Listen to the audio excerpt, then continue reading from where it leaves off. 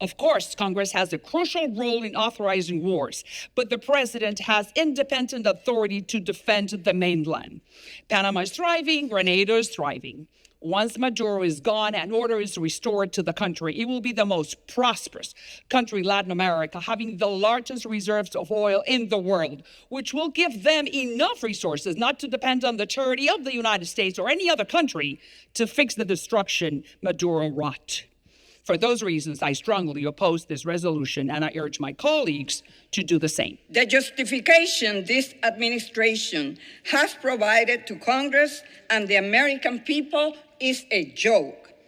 If this was about drugs, why seize an oil tanker and threaten an illegal naval blockade? If this was about drugs, why would the president pardon a drug trafficking former president of Honduras? This is not about drugs. This is about regime change and control of Venezuela's resources. Nicolas Maduro is a dictator, and you don't have to defend him to recognize a simple truth. Venezuela does not pose an imminent threat, and a war will do nothing to make America safer. Maduro is not a president. He's the head of a narco cartel that has taken over by force and by terror a great country, the country of Venezuela. This is a man who's under indictment. Let's vote this down and let's protect the American people, and let's not defend the narco cartel drugs that are poisoning our people. Those who want to go to war also point out that Nicolas Maduro is a tyrant. I agree, he's a tyrant. He violates the human rights of his own people. He has unlawfully detained Americans and Venezuelans as political prisoners. He is a violent, vicious, brutal dictator. And guess what, Mr. Speaker?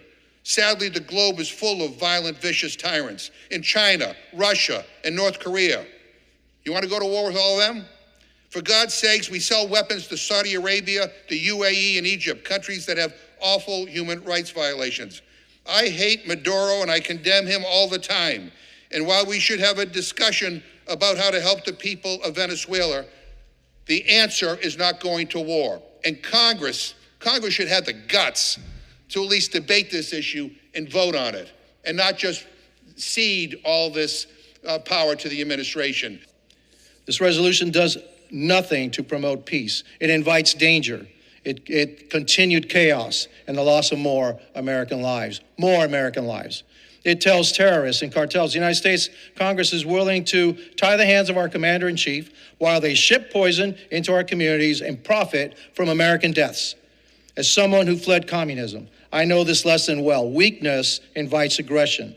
When America steps back, evil steps forward. This resolution, to me, it doesn't make much sense because we are not in hostilities inside Venezuela.